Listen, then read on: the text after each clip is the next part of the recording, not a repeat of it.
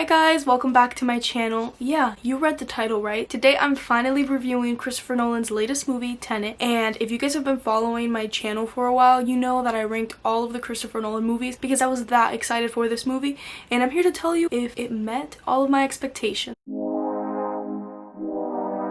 A protagonist embarks on a dangerous time-bending mission to fight for the survival of the entire world. I mean, you guys know I love Christopher Nolan. He's my favorite director and he is one of the best working directors today, and I think what he always does best, and he still does it with this movie, is bring out an original idea to the theaters, because everybody always complains, including myself, that Hollywood has no original ideas anymore, which honestly is true. But then you have Christopher Nolan come out here and he just always brings topics that I guess have been talked about in cinema before, with the whole idea of time travel, but he takes a completely different perspective on it and he changes it entirely to be his own, and I just think that in itself is amazing, and that's why I'm always so excited to watch his movies, because I know I'm going to be watching something that I have never seen before and probably never will again, because he just does it that well. I want to talk about one of the first things that I love about this movie, and it's the action. I think this is probably the most action-packed one of his movies has been, and the action was really there. It was crazy good, and it was also really well shot and directed. There's a lot of really cool things that they do, and like you guys have seen in the trailer, there's a lot of scenes that are in reverse, and I just try to grasp how they filmed that, and I think that that must have been so hard to choreograph. So on that whole department, I think they did an amazing job. None of the fight scenes beat my favorite action cool scene from Christopher Nolan, which is the hallway inception scene, but they were really good, and especially the opening shot, which I had already seen the opening scene because when I went to see Rise of Skywalker last year on IMAX, they did play it as a preview, and it's just insane. I love it the second time even more, and that just says, just from that scene alone, that I am really excited to rewatch this movie in the future, because I think this is one of his movies, which this reminds me of Memento, a completely different movie, but I mean in the sense that I feel like the more you rewatch it, the more you get out of it, because once you watch a movie for the first time, you kind of scratch off that layer, because the first time I watched this movie, which was yesterday, I was just kind of looking at everything, trying to make sure I got all the information, and now that I have the basic premise of it, if I rewatch it, I can kind of look into more details and get more out of it, and I always love that about his movies as well, and this one I think is one that would be really rewatchable, and I'm really excited to rewatch it in the future. But like I was saying, the opening scene of this movie is just fantastic, and it's really full of tension, and you have that amazing score, and guys, I didn't know, but Hans Zimmer didn't do the score for this movie, and I didn't know that at all walking into it, and I literally walked out and I was like, oh, his music is so good, Hans Zimmer is back at it, and it wasn't him, and I think the guy that did it did an amazing job, and I could be wrong. I'm pretty sure this is the same person that worked on the Black Panther soundtrack, and that was also an amazing soundtrack, so yeah, I'm really happy that he did it for this one as well, because the score was really good, and there are a lot of people that say the sound mixing of this movie was really weird, and I have to, I guess, kind of agree there. There were some scenes where I felt they kind of upped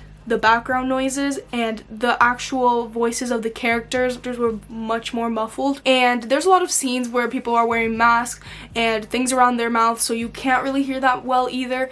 And honestly, I kind of, like, when I walked out of the theater, I was really annoyed by that at parts, because I think it happened a lot when they were explaining things, and it kind of made it frustrating sometimes. And I have read posts saying that it was supposed to make it more realistic, which I could definitely see that. I could definitely see how if I'm talking to somebody and there's a loud boat in the back, I could hear the boat more than I could hear the person.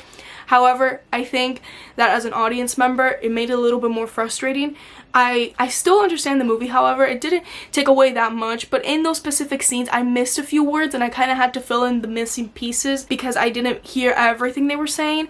And this is also a movie, I think, where with subtitles it would really help, and I'm somebody that loves watching movies with subtitles, and this is the first time I've been back to the movies since March, when I last saw Onward, so I haven't seen a movie without subtitles in that long, and it could also have been that I just wasn't used to hearing without subtitles. I do think a lot of it was a sound mixing, and I did think it was kind of weird, but I still really liked the score. I don't think the score was the problem. It was just the, I guess, the ambient noise that they were just upping it. So I don't really take that much away from the movie because I still understood the movie. Right now, talking about it, I'm just thinking about certain scenes that were just, wow. There was a lot of big scale stuff happening. I mean, this movie is huge. I'm guessing the budget of this movie was so big because they had such big action sequences. I don't even know how much I can say in this review because this isn't a spoiler review, because there's just like so much that happened in this movie and it's so crazy. A lot of people have been criticizing it because it's very confusing and you can't really understand the movie, and I'm gonna be honest, this isn't a movie where you understand the entire timeline and it's super linear. This is a movie with a lot of layers. I'm honestly proud, I guess, to say that I honestly understood it. Like, I got the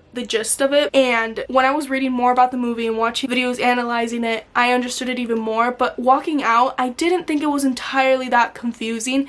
Like, yeah, I had a lot of questions, but I honestly think that's something that happens with a lot of his movies in my opinion. But again, I feel like I could answer that myself if I rewatch it, because there was a lot happening in this movie and I was also really worried that I wouldn't understand it. So I was like, my eyes were just everywhere. My ears were working twice as hard because I was just trying to grab all the information, and by the time it ended, I understood it and I actually thought it was really cool. And what they did was just amazing. Again, I can't really talk about it in this video because I don't want to give spoilers away, but what they were able to do was so cool and awesome in my opinion, and I just really liked this movie. I was just really pumped. I don't know if it was also that like I hadn't been in a movie in like 6 months, but this was just amazing, and I think this is honestly everything I expected for this movie. Like I said, I'm a huge Christopher Nolan fan, so I put a lot of hope in his movies and a lot of excitement in his movies, and I think he delivered them really well. Also, the editing of this movie was amazing. I really like the directing as well. I mean, Christopher Nolan is an amazing director and writer, which I cannot believe he wrote this movie. Every time I walk out of watching one of his movies, I think to myself, how did he write that? Because it is so crazy and it has so much going on, and it's just so mind-bending just thinking about the actual script and that this was all on paper once. And also right now I'm taking a screenwriting class, so I'm also thinking about that because there's a lot of emphasis on all these movies that we watch was on paper once.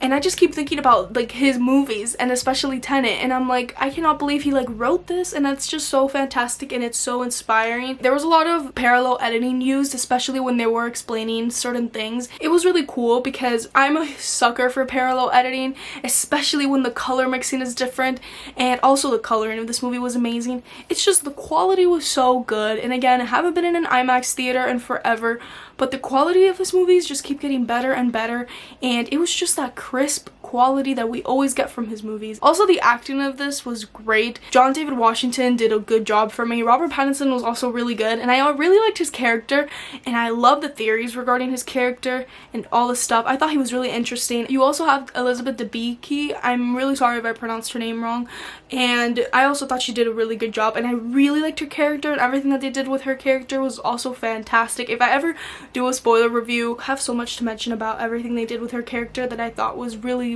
good. And yeah, there's like a bunch of more people obviously in this movie, and they were all really great. I clearly just love this movie. It's just the scale of it was fantastic. Everything was so amazing, and just the way they explained time again is so crazy. I always say that he's the master of time in regards to movies because he has done so many movies having to do with time, and I've never seen anything like this. Time inversion and the way it was done and the way it was explained was really cool, and I just loved this movie. And honestly, the fact that it wasn't super clear with what it was trying to say didn't really bother me because, like I said, I understood everything I felt like I needed to understand on my first viewing, and I'm going to give this movie an A.